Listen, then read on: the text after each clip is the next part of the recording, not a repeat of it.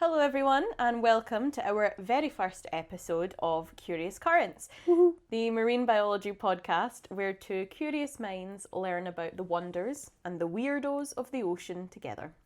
My name's Emily, recent graduate with a bachelor's in marine biology and a master's degree in quantitative methods for biodiversity, conservation and epidemiology. That is a mouthful. I know. My thesis focus was on hydrodynamic modelling for oyster restoration, and my passion lies in coastal ecology and science communication, which is why I wanted to start this podcast to share my enthusiasm, teach you, Shiv, and everyone listening the wonders of the waves, why we should protect the ocean, and how anyone can get involved.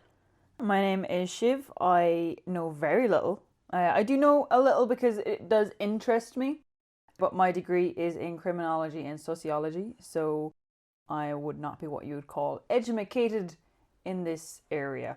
I'll be asking questions, and hopefully it'll be the same questions that pop into your mind as well. So now that you know who we are, I think it's time to get on with the episode. This series is called Miniature Marvels, where we'll be bringing you 5 episodes about the little guys out there and why we should not underestimate them. Because in an ocean full of giants, sometimes it pays to be small. And a perfect example of this is our first organism, the sea slug. So, before this intro gets sluggish, let's get on with it!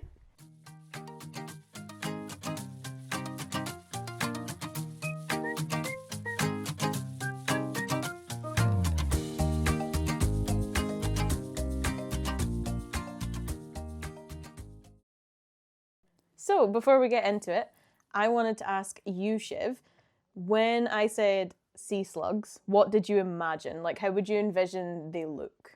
So, I got really excited. I thought I was going to come in to the first episode with like the perfect image in my head, and I was going to go Gary from SpongeBob.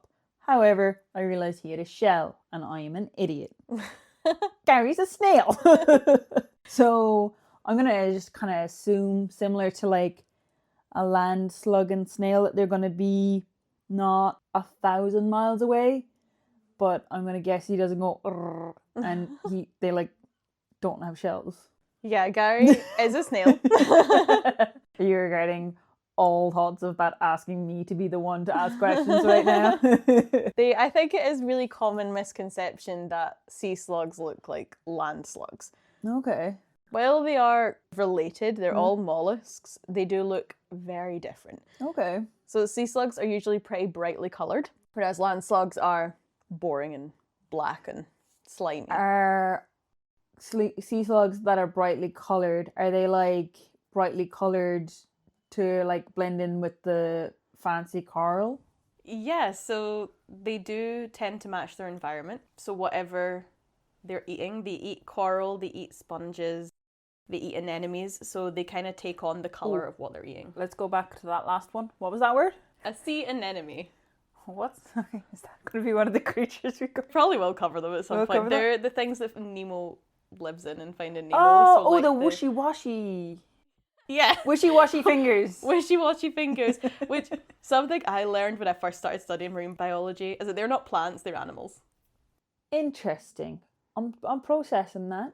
So all of the what I would genuinely, if I looked at the thing and be like, cool, that's plant life / rocks that look pretty, are actually animals. Yes.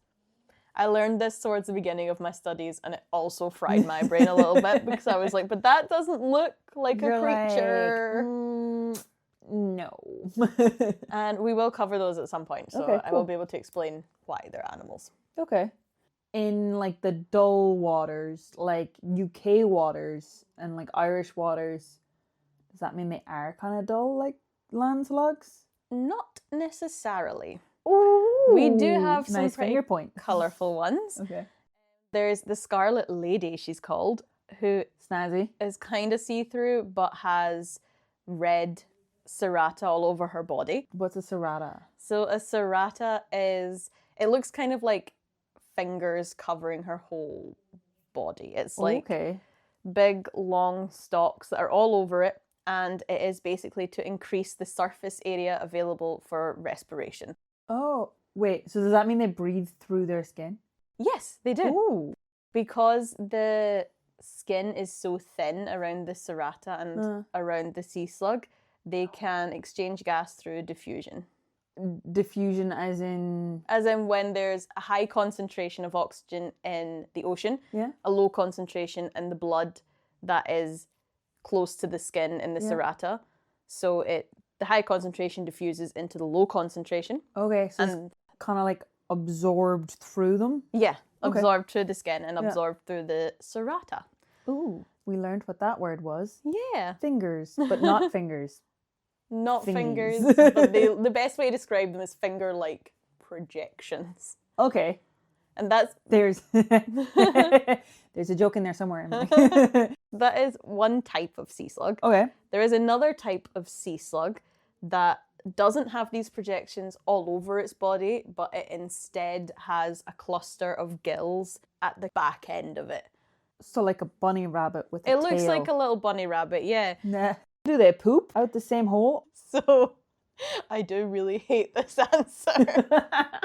The gills are in a circle around their butt. Oh, it's so yes, they are pooping out of it. It's not. I thought you were gonna say it's a butt plug, but it's not. It's a butt ring. It's a butt frame. It's a butt frame. They're making it jazzy. They were like, this place needs to be spiced up a little bit. Add some frills. And they don't eat through that hole. They have a mouth. But they have a mouth. Oh, thank God. It's not like they filter their oxygen through their butt. There is a sea turtle called a bum breathing. Oh my God, I love the sea. I did the wrong degree. It's fucked up out there. Yeah, they poop out of it. Okay. So sometimes debris can get mixed in. Yeah. But they do have there's another sort of pocket that they can pull, not the butthole, another pocket that they can pull separated. the gills into to protect them. So if a predator is nearby or if they're feel threatened, if there's a lot of debris in the air, they can pull the Suck gills. that baby in. Those two types of sea slugs that we talked about there, the ones with the serrata and the ones with the gills in the little bunny tail. So the bunnies and the fingers. Yeah, if you want to think of them like that. They are examples of nudibranchs. Oh, we're going to have to dissect that word. Yeah. What is nudibranchs? Nudibranch literally translates to naked gill. Nudie. The nudies. We can call them the nudies. The nudes. Send nudes, and I just send you a barrage of sea slugs. That should have that. Anyone who's on Tinder right now. And a dude asks you for nude, or a girl asks you for nude. Equal opportunities. Send nudes. Send sea slugs. Yeah. So nudibranch, they're both the bunnies and the fingers. Yes. They're both nudibranchs. Both nudibranchs. Okay. Are all sea slugs nudibranchs? No. All nudibranchs are sea slugs. Not all sea slugs are nudibranchs. Oh, say that again. All nudibranchs are sea slugs. Are sea slugs. Not all sea slugs are nudibranchs. Okay. Nudibranchs are kind of the most well known about, well researched, the most abundant. So we're probably going to focus mostly on those for this episode. I will touch on some of the other ones. I do want to do a quick little side note, but I think will come in handy for later episodes. Yeah. I'm going to be talking a lot about sort of classifying an animal and how you identify what it is. Okay. And I want to do a quick, for anyone who's never studied biology, a quick rundown. This will be extremely helpful. Continue. What I'm talking about, so that you're all kind of on the same page as me. Yeah. So we as humans, we love to classify things. Yeah. We like to put it in a box. That's and like we like to go, I know what that is. Tomato is a fruit, but you wouldn't put it in a smoothie. Yeah. Yeah. We like to point at it, know where it goes, that's where it belongs. Okay. So to do that, we start off really broad descriptions of things like and a pyramid, narrow it down. Base pyramid. Yeah, till we get to the species, which is super specific. We start off with kingdom. Okay. So that's, is it an animal, is it a plant, or is it a bacteria? Would fish count as animal? Yes. Okay. Because I was just thinking like sea kingdom, jungle kingdom, but it's not. It's broader. Simple. Is it a plant? Is it an animal? Is it a bacteria? Yeah.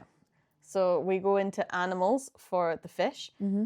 Then we're looking at phylums. So that's things like the chordates are what humans are. The arthropods are crabs and things. Okay. And the mollusks, which is where the sea slugs live. Okay. You still with me? Yeah, there's a lot of new words there. So there's the chordates, humans. I assume, are they like other primates? Yeah, chordates is to do with how your spinal cord develops. Ooh. Then we narrow it down even more when we go into the class. Okay. The class in the case of a sea slug is gastropods. In the case of humans... Is that because they're gassy? No. Okay. The defining characteristics of gastropods are they usually have a shell. Sorry, I'm just remembering something that you've told me on off air, I guess, where it's like some things class like they have a shell because they at some point did have a shell, rather than whether or not they have a shell at this moment in time. Yes, so some mollusks do have a shell present. Some mollusks lose it in their early larval stages, which is in the case of sea slugs. Some sea slugs, not all of them. And some of them just lost it somewhere along the evolutionary chain. Okay. And some of them have internalized the shell. Okay. So for another example, octopuses would also come under mollusks, but they lost their shell over evolutionary time. So we're in gastropods. So we had a shell at some point. Yep. We have a foot. Not a foot how we would think of a human foot, kind of like a suction thing to keep them attached to the substrate. Okay. They have a distinct head. So that's now distinguishing the gastropods from the bivalves. They have a thing you can go, that's its head. So is that like a brain, and then the only thing that I can think of that doesn't have a brain besides myself is a jellyfish? Kind of. Okay. Yeah. Do they have a head? But yeah, just looking at it aesthetically, do you think it looks like it has a head? Yeah, it does. It's in the gastropods. And it also has a radula, which is a type of tongue. It's covered in tiny little teeth. Love how you saw my face there and you were like, yeah, I'll explain this one. They use it to scrape off the food from the substrate. Like a cat. Yeah, kind of, but harder. Ooh. So if you have all those things, you're a gastropod. So not a family pet. I mean, people do keep sea snails as pets in their tanks. Snails or slugs? Snails. So not slugs. I've not heard of people keeping... Someone probably does. Oh, you for sure know somebody sea has a pet sea slug and they call it Gary, and then they found out that it wasn't even a Gary. So then after we've decided what class an animal's in, we then go into the order, which is just narrowing things down a little bit more. There are many orders that are sea slugs. So I don't want to confuse things and get super into that. We're just going to move on. Okay. Then from an order, we move into the family. Okay. From there, we're going into the genus. Is the family like as complicated as like human families? Sometimes. There's definitely an ant in there that's weird. We then narrow it down from the family to the genus. Okay. From the genus, we narrow it down till we get to the species. Now, a species name has two parts. The first part of a species name is always the genus name. Oh, okay. So is that like Homo sapien? Yeah, that's what I was just about to say. The human genus is Homo and the species is Homo sapien. Yeah. So hopefully that makes a little bit more sense when I start throwing things out there like word mollusk. It's just groupings of animals and how we define what they are. It will if you do a super helpful drawing on our Instagram page. Yeah, you can check it out once this episode's been posted. Yay! Back to the sea slugs. Okay. We're in the mollusk phylum, we're in the gastropod class, and the nudibranchs are one order of sea slugs. There is also the sacoglossans, which I will touch on in this episode as well.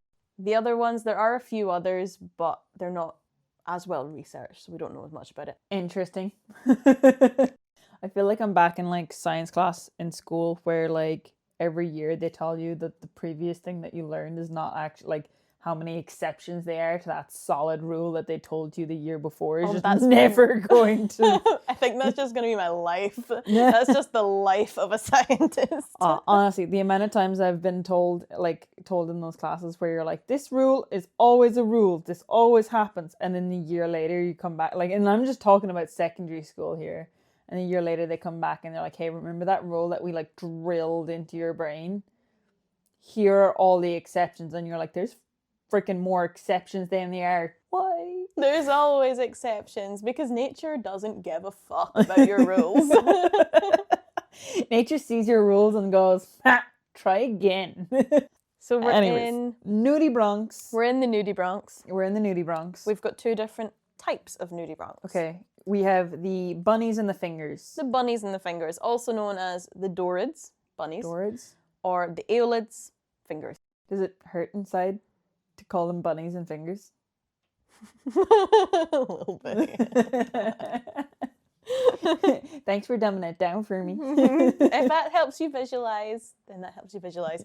They do, to make the dorids look even more like bunnies, they have these things called rhinophores that are on the top of their head, and they look like little bunny ears. Come on now. Are they slugs or are they bunnies? They are chemoreceptors, so they help sense the different chemicals in the water. They're there for orientation. Is that like a snake's tongue? Similar, or like antenna. That is pretty cool. So are they're just putting those feelers out there? Yeah. The dorid ones have short, they look like bunny ears. Mm-hmm. The aeolid ones, they're more longer and look more like an antenna. Yeah. Okay. Another difference between the two groups is what they eat. So the dorids, they eat sponges, they eat corals, sea fans. Are they the guys that like tend to look like what they eat? Both of them do. Okay. Both of them do have that trait. The aeolids eat anemones and other cnidarians. So cnidarians are things that sting you. So that includes the anemones, it includes jellyfish as well.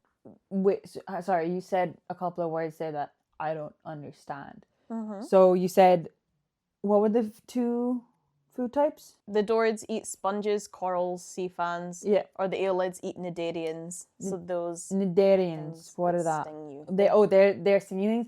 What eats a sea slug? Here's the thing. Not a lot, because they're poisonous. They look poisonous. Yes. They are? I got it right. Yes. So is that like the poisonous dart frogs? Yeah, where they're brightly coloured because they're poisonous. So they don't have many predators because they are toxic.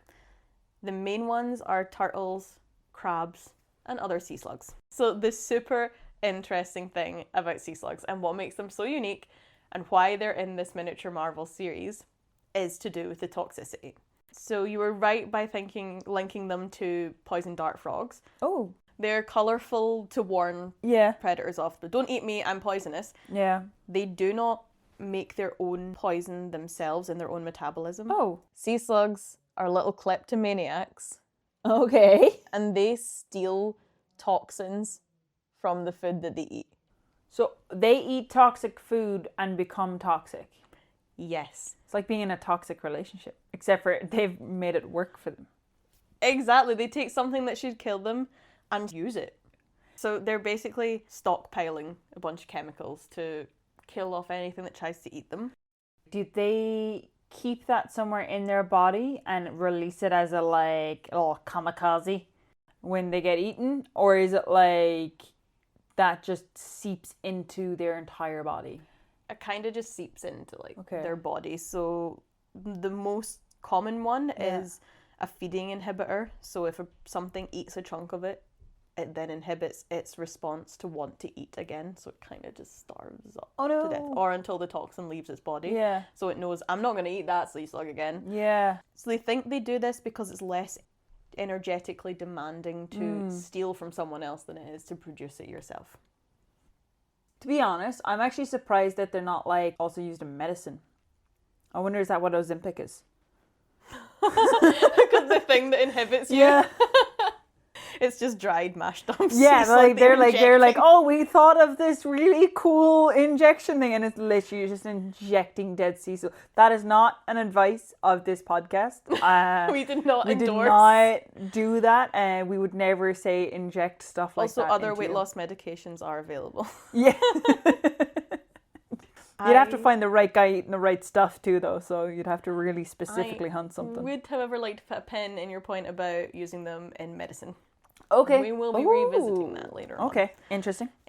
But that's the Dorid sea slugs that eat Okay, the sponges and the corals and things. The aelids, they eat the stinging things. Yeah. They steal the stinging cells. Oh. So if you touch them, they can sting you. Ooh. Zap. It's really cool that they're able to not digest them. We don't really know exactly the mechanism yet about how they can not. It just bypasses their digestive system and then is incorporated into their bodies. So they don't even change it? They don't like harvest it or they just use it? Use it, yeah. The aelids are able to take so stinging cells are called nematocysts. Yeah, okay. They take them and then they move them to the end of their fingers. So then if you touch the fingers, it zaps you. No, this kind of reminds me of is that there's a TV show called Heroes, and there's a superpower that when you're like, I think it's if he touches you or if he kills you. I think one of them is if he kills you, and one of them if he touches you, like they add your power to theirs, and that's what those slugs are like. That is what they're like. That's creepy. Talking about stealing things. Yeah. Another group of sea slugs that I did mention at the start, the sacaglossans. Okay, yeah. These guys are herbivores. They don't eat animals. They eat like the kelp and seaweeds and algae. Okay. They are also nicknamed solar-powered sea slugs. Okay. Because they steal the chloroplasts from the plants that they eat, and they can photosynthesize. Wait. So they eat the plants that photosynthesize, and then once again use the plant's ability. So they don't collect sun themselves. They only they get charged off their food. Yeah, so they eat the algae, they take the chloroplast and then incorporate the chloroplast into their skin so that they can now get a little snack off the sun. They're stealing the ability. They're not even, oh my god.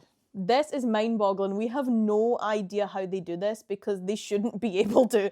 Like, chloroplasts can, if they're not kept in, like, the environment they need to be in, a plant, they'll degrade really quickly. So we don't know how they're keeping them functional. That is crazy. You imagine how hard people are working to be able to, like, photosynthesize that, like, easily as, like, could you imagine if humans could photosynthesize? I mean, to be fair, we already are kind of like plants with vitamin D. We'd be fucked in Scotland. We are fucked starved. in Scotland. We would be starved if we photosynthesized. We would be the skinny bitches of the world. Skinny queens! To be fair, photosynthesis is not their preferred mechanism. I think it's their fallback. Yeah. They have a fallback? It's the snack at the end of the night? Yeah, it's if there's nothing else, you've ate everything else. All right, I'll just photosynthesize for a bit, I guess. That's crazy. Mm-hmm. Imagine how long it took them to, like, develop that. Actually, an interesting point is, do you know that when multicellular life first evolved, they think that chloroplasts were originally their own single-celled organism, and then something else absorbed it and then became a plant cell. Okay. So that's one theory for, like, the evolution of life, is they think chloroplasts were their own thing at one point and something else just went... A slug. A sea slug. Then that became a sea slug. We've cracked it. we have cracked it. I'm not sure that all these people, why haven't they figured it out yet? We just solved it. If you are researching this, though, and you're listening and you have some interesting things to share, if you're, like, writing a dissertation get in or something. touch. Yeah, if you're studying these guys, I would love to know more. So, just going back a little bit. So sea slugs are really small, right? That's why they're in miniature marvels. They're super tiny. And they can be as small as 5 millimeters. That's like tiny. 5 millimeters is tiny. Like, my nail is about 10 mil. So, like, 1 centimeter is the width of my index finger. So that's an example of the smallest sea slug, which is called the leaf sheep. The leaf sheep. Very cute. It's green and kind of looks like a sheep, I guess. Okay, I looked at a photo after you said leaf sheep, and yeah, I get it. I get it. I imagine that's 5 mil. 5 millimeters long. Even with, is that like including all of the wishy-washy leafy? It's the length, so it'll be from top to tail. That sounds adorable. Adorable little guys. Adorbs. In contrast, this is just to show how varying the sizes are. Yeah. The biggest one is the black sea hare, which is 39 inches. It'd be three of those rulers that you bring to school and 9 more centimeters. They're big. I can show you a photo of one of those as well, because recently they're normally found in the Mediterranean. Okay. But recently, as in February 2026, one was found in Plymouth by a rock pulling event. It was... Oh. I just Googled... Yeah, they look more like a land slug type vibe. They're black. I'm sorry, but one of these photos is really weird. This is probably not what you want me to say, but first I get the vibe of like a seahorse and a slug, and something got mixed up there. Like there was a wild party for this one photo. It's probably just the way it's shaped as well. The way it's like a curved head. Yeah, because it's like it does look like someone's got some explaining to do. Oh wait, it's massive. Yeah. Oh, I don't know about that cuteness vibe. Yeah, it's kind of the opposite of the sheep. It doesn't look very cute. But concerning that it was found in Plymouth when it's normally found in the Mediterranean. Yeah, wait, so do you think somebody brought that? Do they think someone brought it, or do they think it made its own way? No, it made its own way. So it's this rock pool. It's called the Rock Pool Project, and they go out and they survey the rock pools and see what they can find. And they found this guy, and I think it's just because the oceans are getting warmer that its range is now extending, so it can come further north. Wait, which do you is think? A problem. Have you ever heard of lampreys? Would it be like lampreys? Because they had that like huge thing where they were like confined to an area naturally, and then humans built a dam, and then they were like, flooded into other water streams, and then took over those water streams. Would something similar happen with the slugs, or it's just not enough data? It might with this particular... They're very specific. They're very well adapted to the one thing that they can eat. Okay. So they're like... So it could be that if they come here, they either can't eat anything or they eat everything. But yeah, they are found globally. Okay. As long as they stay in the area they're supposed to be, we know there's not going to be any issues. So even after learning all these fun facts about them, you're still thinking, yeah, but why do they actually matter? They're pretty ecologically important. Some species, like the slow-ploughed sea slugs, they eat algae, so they can prevent harmful blooms. Yeah. They are a food source for some other animals, like the crabs that we talked about. And they have applications for human health research. Oh, this is the pin. This is the pin that we're coming back to. The toxins are being researched for use in human treatments. Okay. So they have found some compounds with anti-malarial and anti-inflammatory. Okay. But I genuinely was like, oh my god, are they in Ozempic? I was like, could you imagine? Not as far as I'm aware. I think that needs to be checked out. Just saying. Also, if somebody spent millions and millions of pounds of research and they found out that the sea slug could do it, that's kind of funny. That's why they're so small, skinny legends. Yeah. Yes, they have anti-malarial, anti-inflammatory, and antimicrobial properties. Ooh, wait, what's microbial again? Can you say like that word? Fungal, bacterial. Ah, okay, yeah. Vibe.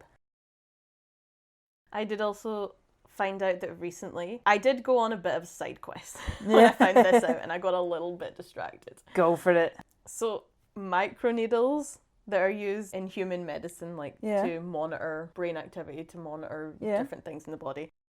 Soft microneedles have recently been invented that are more malleable and can move with muscle tissue. And sea slugs were the inspiration for this. Oh. And they helped get proof of concept. So because sea slugs are basically just this little muscle mass, and they move constantly because they don't have bones, they used them to stick the needles in to prove that these needles can be Yeah. malleable. Because a big issue that they were having was that needles would just break because they're stiff. Yeah. And they don't move with muscle, they don't move with... They bend. I remember when I was coming out of hospital before and I pulled my own needle out.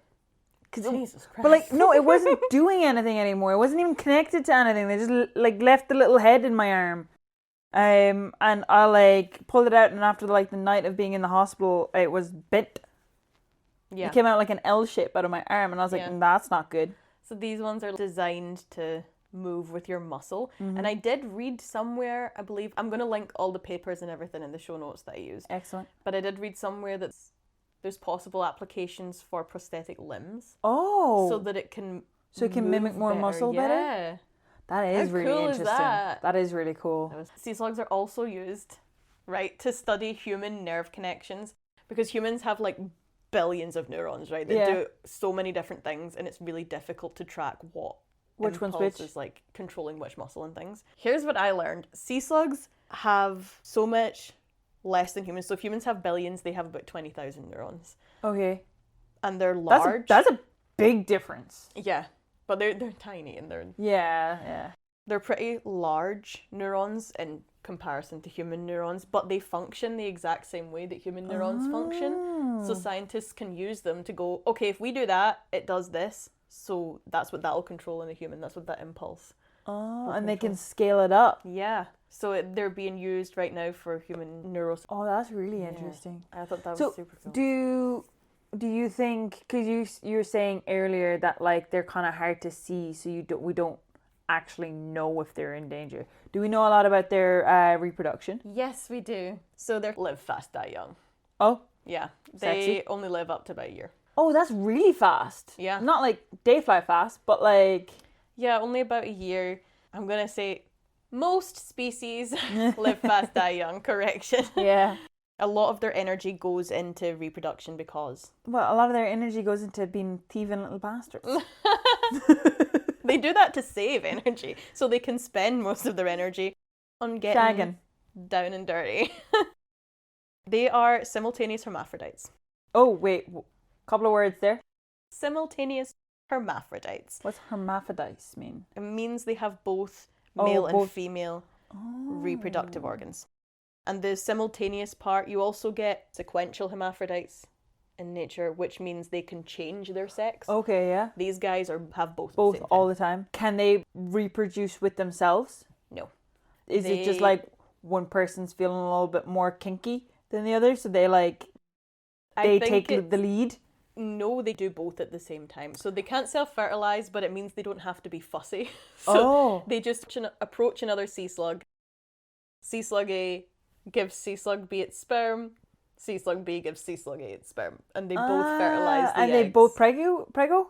Yeah, they both fertilize the eggs internally. They lay between 2 and 25 million eggs. I feel like that's a real big middle number right there.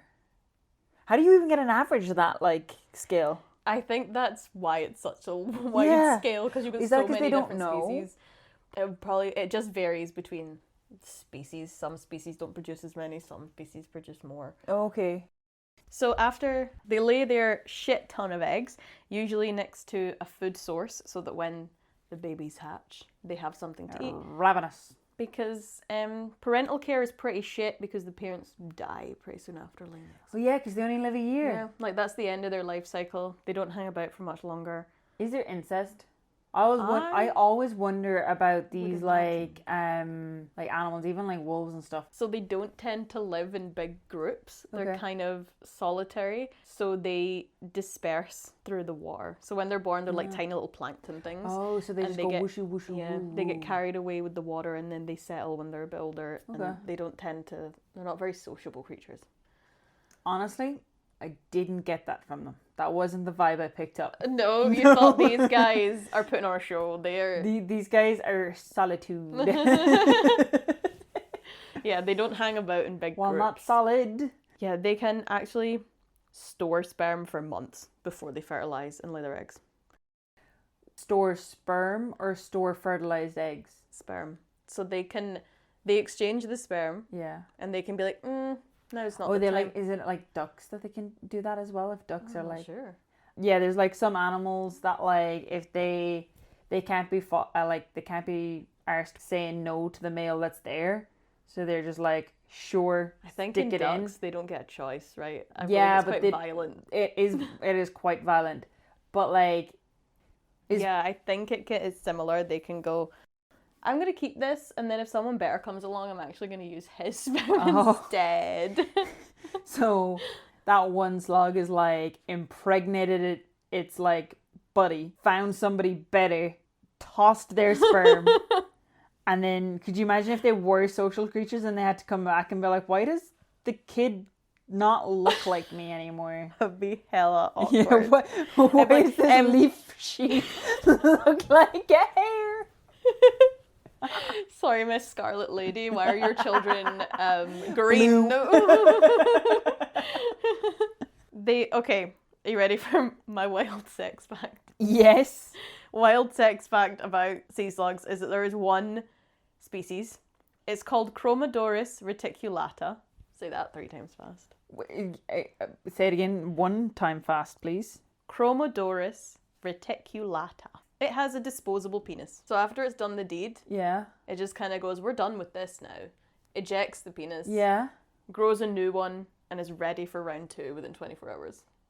Oh, I thought you were going to say and then it's just done. No. It just grows regrows a new one. it? Yeah, it's got, from my understanding of it, it has one really big coiled up penis and then it just kind of chops like a off Fruit the Loop? ends of it. It's like we're done with this section. Was that no, not Fruit Loop. The fruit winds. Winders, yeah. Winds. It's like a fruit winder. Fruit winder. All right. Yeah. So apparently it does that, and they noticed it doing this. There is a study where they observed the mating behavior of these sea slugs, and they did it every time. Like, it wasn't like a... Oh, they're like, oh, I didn't like the size. They didn't like the shape. It Imagine was like being able to just go, no, this isn't accessorize. working. We're going to grow a new one. Like, they did it every time. They just went, boom, deed's done. We're done with that. Is it? I do watch a lot of random documentaries, and I have also vaguely remember that bees do something similar, except for they die afterwards because it gets violently ripped from their body. Is that not the stinger? Is that no? But like that, it's all attached. Was my understanding.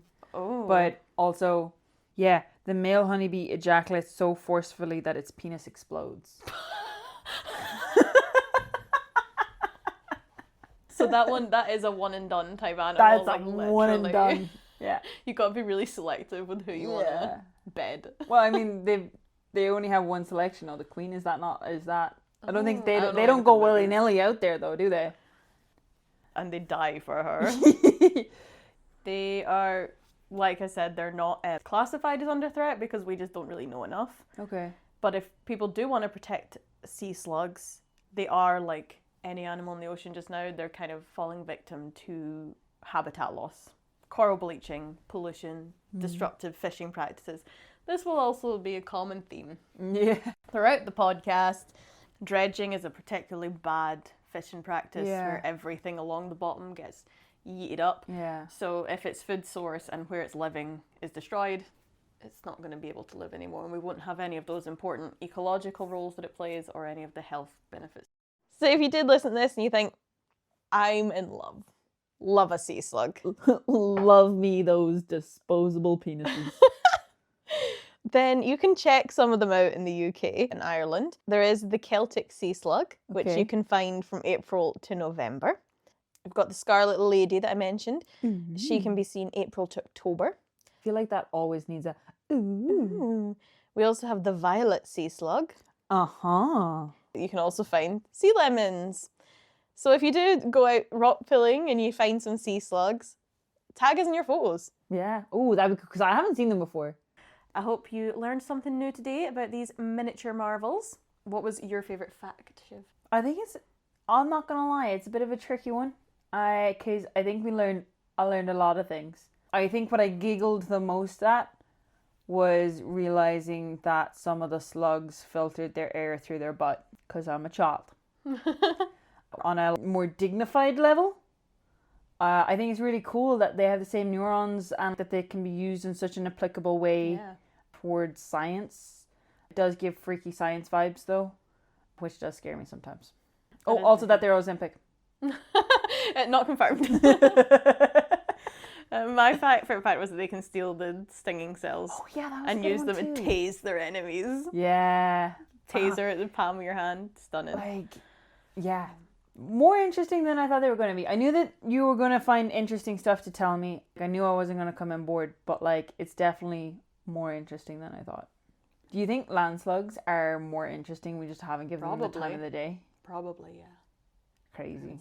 But I'm a marine biologist, so Yeah. don't care. Let us know what your favourite fact was, or if you want to know more, let us know what your favourite fact was in the comments, or if you are more educated than us and you do know more about sea slugs, if you're currently studying them, please share your knowledge. Let us know, get in touch. We'd love to hear all about them. We'd love a correction fairy to pop in here. Yeah, tell me that I was wrong. Yeah. And yeah, tell us more. And don't forget to share, recommend us, all that jazz, comment, like. All that really nice stuff, please. We shall see you in episode 2, where we will be talking about the tiny, beautiful, and deadly blue-ringed octopus. I'm really excited for that one. So take care and stay curious.